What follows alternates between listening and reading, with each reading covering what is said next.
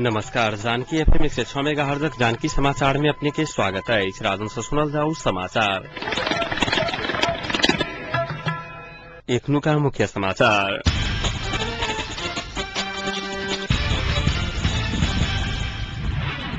नेपालक ऐतिहासिक धरोहर रेल नेपाल रेलवे आई बिना चालक अत्याधिक गति में जयनगर से जनकपुर पहुंचल।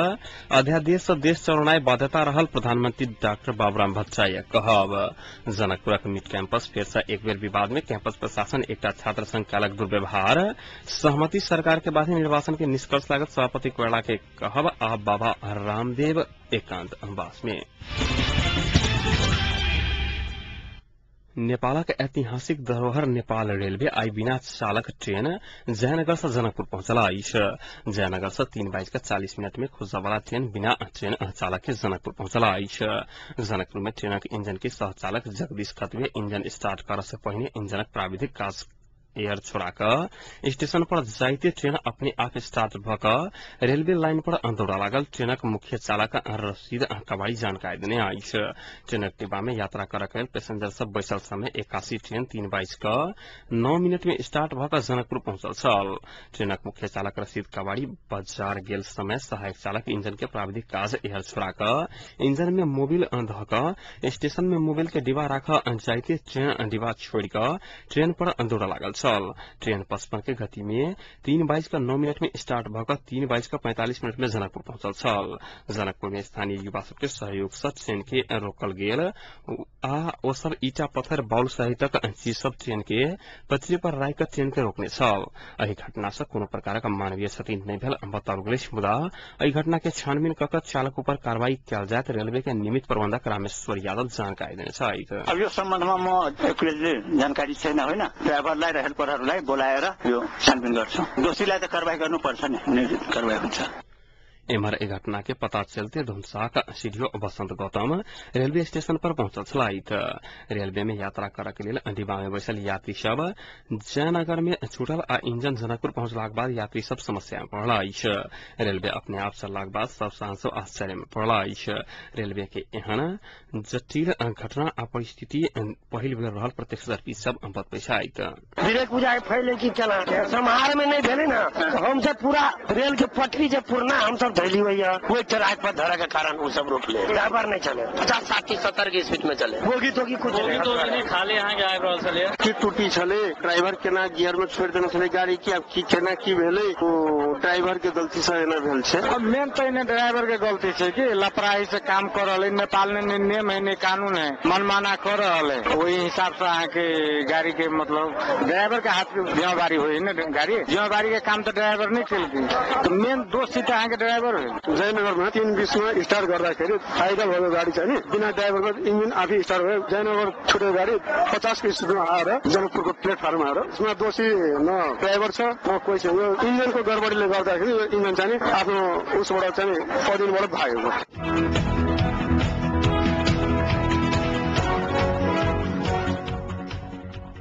प्रधानमंत्री डॉक्टर बाबूराम भट्टराय अध्यादेश से देश चलानाय बाध्यता रहल बताइन। 5 बुंदे सहमति के 5 लाख का संविधान सभा के पुनर्स्थापन का संविधान जारी करके आ नया चुनाव कर बाहेक दोसर विकल्प नहीं रहल हुनक कहब छलाइन। सहमति नहीं खोज कर सरकार मात्रे खोज के रटाना कारण देश निकास पावन नहीं सकल बतबैत माओवादी आ सरकार सहमति के लिए सदैव तत्पर रहल हुनक कहब छलाइन।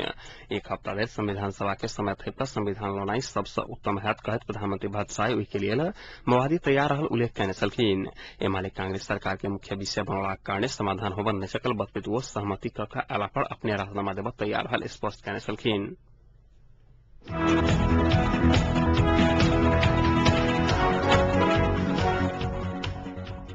नवनियुक्त मुख्य सचिव लीलामणि पौडेल विभिन्न मंत्रालय के सचिव सबके निजामती सेवा में रहल विभिन्न कमजोरी सबके क्रम सुधार करत लजाए के लिए निर्देशन देने छथि।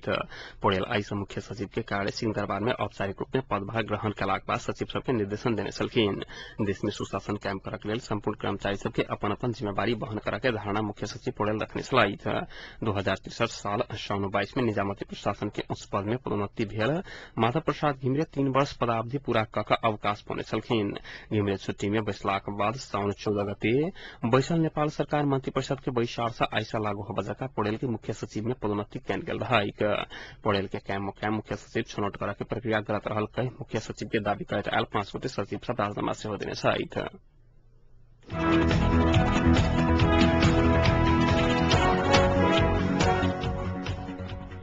नेपाली कांग्रेसक सभापति सुशील कोइराला कांग्रेस नेतृत्व में सहमति के सरकार बनलाक बाद संविधान सभा व संसदीय मध्य कोनो एक निर्वाचन में जाय गेल सोचल जा सकैया बतौने सहित पत्रकार सब संग बातचीत करत कोइराला सहमति के सरकार बनत संविधान सभा पुनर्स्थापन के विकल्प में सेहो विमर्श कयल जा सकैया बतौने सहित वो कांग्रेस नेतृत्व में सरकार ने बना धैर देश निकास नहीं पाओ दावा करने सहित कोइराला प्रधानमंत्री डाक्टर बाबूराम भट्टराई तत्काल पदमुक्त नहीं होता बुझकर प्रधानमंत्री की उम्मीदवारी पार्टी घोषणा नहीं करने बतौने छलखिन विश्वासक वातावरण बनाउन केन्द्रीय समिति के बैसार बजाका आधा घंटा में उम्मीदवार घोषणा कयल जा सकैया एहि विषय में पार्टी भीतर कोनो समस्या नहीं रहल वो दावा करने छलखिन वो भट्टराई नेतृत्व के सरकार कायम रह धैर दल सभी सहमति नहीं हाथ उल्लेख करने छलखिन संवैधानिक बात आंदोलन आ वार्ता तीनों माध्यम से अपने सब भट्टराई के हटावा के आगा बढ़ल कोइराला के कहब छलाइन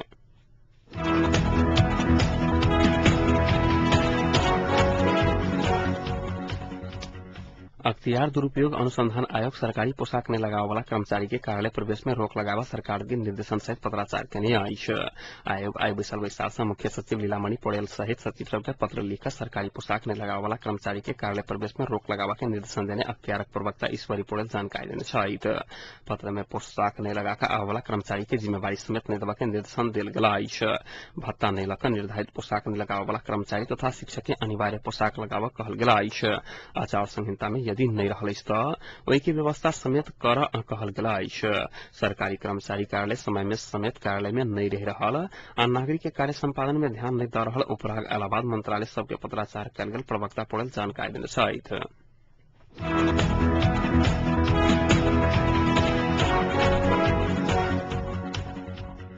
एलपी गैस में उद्योगी सब अपने पाववाला कमीशन में वृद्धि लगाए तक 16 बूंदे मांग अगाडि घुसकावत आगामी साउन 31 गते से खाना बनावे वाला एलपी गैस के बिक्री वितरण ठप करा के सहितक आंदोलन के कार्यक्रम घोषणा करने आइश रिपोर्टर्स क्लब नेपाल में भेल कार्यक्रम में एलपी गैस उद्योग संघक अध्यक्ष शिव प्रसाद घिमिरे एखन धरि अपने सब अल्टीमेटम के आयल निगम सरकार व्यवस्था कला कारण आंदोलन में जायपरल बतौने सहित संघ साउन 23 गते से पीडीओ खरीद नहीं करा के 24 गते बाहर से गैस लोड नहीं करा के 25 गते भंसार से गैस नहीं छोड़ावा के 31 गते पूरा नहीं हो बदर बिक्री वितरण ठप करके आंदोलन करे के निर्णय करने जानकारी देने आइश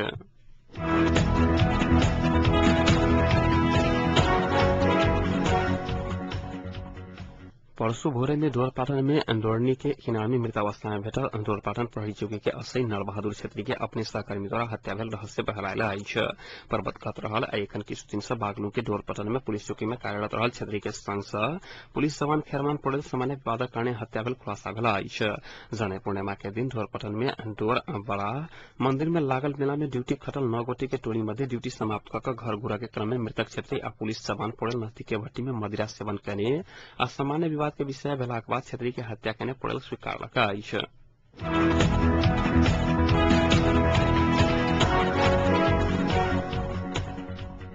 हत्या कर फेकल गेल अवस्था में 3 दिन पहले सरलाही के घुरकौली गाविस वार्ड नंबर 5 में बैठल मृत युवती के पहचान भेल आइछ पुलिसक अनुसार मृतक हरिवन गाविस वार्ड नंबर 9 के मिरिड सिंह टोलक सुनीता पासवान रहल आइछ घटनाक संबंध में गंभीर अनुसंधान भरल हरिवन स्थित इलाका प्रहरी कार्यालय के प्रहरी निरीक्षक श्यामलाल सुब्बा जानकारी देने सहित धरगर हथियार प्रयोग कर चेहरा पर समेत चिन्ह जका अशरगल गन्हाय अवस्था में पासवान के शव 3 दिन पहले घुरकौली के नहर नजदीक कोसियार खेत में भेटल रहिक सबके पोस्टमार्टम करे के अवस्था निर्वाचन ने पुलिस दस्ती प्रमाण राय घुरकौली गाविस कार्यालय के जिम्मा में मृतक के दाह संस्कार सेहो कराउने छ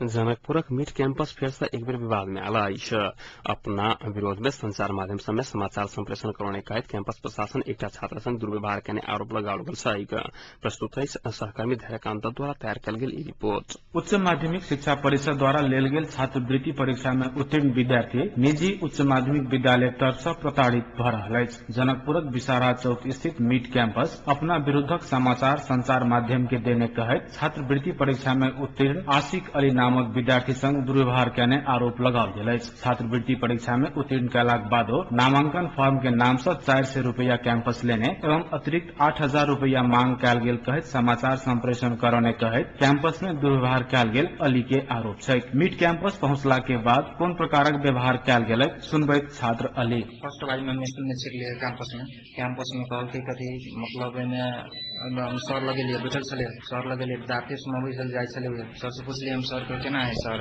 एडमिशन हमारा कहने रही फिर स्कॉलरशिप वाला के कहलिए तो कहलिए सर 8,000 कहने रही तो कहलिए तुम विद्यार्थी से आशिक नाम हो मतलब सर तो तुम पत्रिका नाम निकाले थे मतलब सर तो कसले किन निकाले सुन कहले तिमीलाई के गर्नु छ एडमिशन गर्दैन जा पत्रिका में लगते छले बोलाएर ला तब एडमिशन धेरै रिक्वेस्ट गर्दा पनि क्याम्पसमा सेन दिएन। सरहरु आयो, सरलाई बोलाएर त्यो आफै मनोज कुमार शाह आफै भन्नु के यही विद्यार्थी हो यही हाम्रो पत्रिकामा नाम निकाले थियो 3-4 सदस्यसँग बजेट लगाएर मलाई पठायो। उच्च माध्यमिक शिक्षा परिषद जनकपुर संघ भेल बैसार में संपूर्ण उच्च मावि कुल छात्र संख्या के 3% विद्यार्थी के छात्रवृत्ति देवक सहमति जना चुकल है। मुदा जनकपुर किछ उच्च मावि एहि सहमति के उल्लंघन एवं शिक्षा परिषद के सिफारिश के ताक पर रखैत छात्रवृत्ति के सुविधा देवल आनाकानी कर रहल है। निजी उच्च मावि सब शिक्षा परिषद के सिफारिश के उल्लंघन कर रहल आरोप के विषय में बतबैत शिक्षा परिषद जनकपुर कार्यालय प्रमुख विष्णु घिमरे क्याम्पसले नटेर पुरै आउँदैन हैन अब आफै पनि थाहा छ सम्म दिने बेला 3% लाई निशुल्क अध्यापन गराउँछ भनेर उहाँले कबुलते गर्नुभएको छ हामीसँग हैन। निजी उच्च मावि के शिक्षा परिषद के सिफारिश के अटेर करक सवाल नै रहल घिमरे बतबै छै। मुदा शिक्षा परिषद और निजी विद्यालय बीचक समन्वय के अभाव में छात्रवृत्ति में उत्तीर्ण छात्र अली मानसिक तनाव में तो छैथिए संगे अपन अध्ययनक अधिकार से सेहो वंचित छै। एहि प्रकार से समय पर नामांकन नहीं कर विद्यार्थी के अनाहक में कष्ट देनिहार उच्च मावि से स्पष्टीकरण मांगल जैते घिमरे बतबै छै। जुन विद्यालय दुःख दिएको छ त्यसले भन्नुपर्छ तर विद्यालयले त्यो विद्यार्थी अगाडि किन दुःख दिएको त्यो कुरो स्पष्टीकरण विद्यालय आफै दिन्छ। अली की अभिभावक शिक्षा परिषद जनकपुर कार्यालय प्रमुख घिमरे एवं मीट कैंपस प्रमुख मनोज कुमार शाह बीच भेल गहन विमर्श के बाद कैंपस प्रमुख शाह छात्र अली के नामांकन करवा लेल राजी भेल छै। ओना कैंपस पर लगाओल गेल संपूर्ण आरोप के खारिज करैत ई छात्र नामांकन के लेल कैंपस में नहीं पहुंचल प्रमुख शाह दावा कयलनि। एम्हर एहि विवाद में कैंपस प्रशासन आ किस हद धरि अभिभावक वर्ग सेहो दोषी रहल बैसार में उपस्थित उच्च माध्यमिक शिक्षा सभा सदस्य बौआलाल शाहक कहब छनि। दोनों पक्ष अपन अपन स्वार्थ पूर्ति तरफ लगला कारणे विवाद बढ़ैत गेल शाहक धारणा छनि। ओना एहि विवाद में कैंपस व्यवस्थापन पक्ष अधिक स्वार्थी देखल गेल शाह बतबै छथि। स्वार्थ पूर्ति गर्नको निमित्त दुवैतिर आफैतिर कसरत गर्दै र बेफाइदा लुटिङ त्यसमा बढी मैले विद्यालय व्यवस्थापकहरूलाई बढी स्वार्थीको भावनाले प्रेरित भएको मैले पाएँ। छात्रवृत्ति में उत्तीर्ण छात्र की किस शीर्षक बाहेक अन्य शीर्षक में शुल्क माफ कयल गेल छै। मुदा निजी उच्च मावि के तरफ से शिक्षा परिषदक सिफारिश के उल्लंघन करैत विभिन्न बहाना में शुल्क असूल करब नियम विपरीत अछि। संगे शिक्षा प्राप्त करब प्रत्येक नेपाली के नैसर्गिक अधिकार अछि आ कोनो बहाना में एकरा रोकब अपराध छै। धैर्यकान्त दत्त, जानकी एफएम, जनकपुर।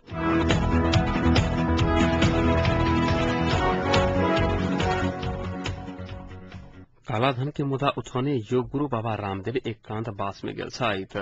बाबा रामदेव अपना आप के एकटा कोठली में बंद करने छथि। बाबा रामदेव 3 दिन धरि कोठली में बंद रहता, वो ककरो संग नहीं भेंट करता आ नहीं बातचीत करता। बाबा एखन गुजरातक कर्माशड़ में छथि। कर्माशड़ लौह पुरुष सरदार वल्लभ भाई पटेल के जन्मस्थल छनि।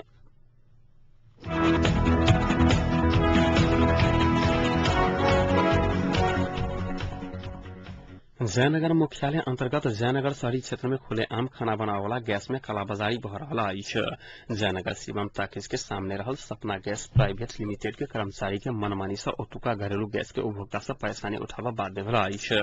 एहि गैस एजेंसी में कार्यरत कर्मचारी सब द्वारा समय पर गैस के आपूर्ति नहीं कयल जा रहल अछि त 21 दिन में नंबर कोड में एजेंसी द्वारा अंकित कर रहलाक बादो 2 महीना के बाद कठिनाई के सामना करैत अधिक रुपया ल क बाटे पर से गैस आपूर्ति कयल जा रहल अछि। 9,000 उपभोक्ता रहल सपना गैसक मालकिन गैसक एजेंसी में नहीं अबैत छथि आ हुनक कर्मचारी सब मनमानी करैत गैस के कालाबाजारी कर रहल जयनगर से हमर सबक सहकर्मी सुरेश गुप्ता जानकारी देने छथि। सपना गैसक रसीद में अंकित राशि 4 से 20 रहैत अछि, जखनकि कर्मचारी सब द्वारा 5 से 600 रुपया ल क गैस आपूर्ति कयल जाइत अछि।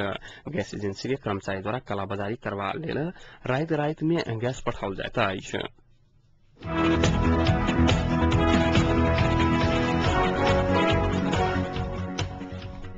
अब तापक्रम एखन जनकपुरक तापक्रम 33 डिग्री सेल्सियस रहला अछि।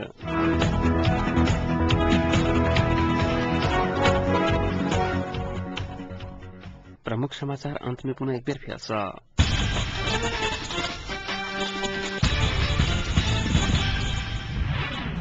नेपालक ऐतिहासिक धरोहर नेपाल रेल आई बिना चालक अत्याधिक गति में जयनगर से जनकपुर पहुंचल। वर्तमान संकट समाधान के लेल चुनाव अंतिम विकल्प रहल आ अध्यादेश से देश चलानाय बाध्यता रहल प्रधानमंत्री डॉक्टर बाबूराम भट्टराय कहब। जनकपुरक मीट कैंपस फेर से एक बेर विवाद में कैंपस प्रशासन एकटा छात्र संग दुर्व्यवहार करने आरोप सहमति के सरकार के बाद निर्वाचन के निष्कर्ष लागत सभापति कोरला कहब। आ योग गुरु बाबा रामदेव एकांतवास में एक संग आजुक जानकी समाचार एतै सम्पन्न होइत अछि। समाचार कक्षक सम्पूर्ण सहकर्मी के संग हम राजन आज्ञा चाहब। समाचारक दोसर बुलेटिन के संग काल्हि भोर उपस्थित रहबेटा करब। ताजे के लेल सुनते रही जानकी एफएम 106 मेगाहर्ट्ज। नमस्कार।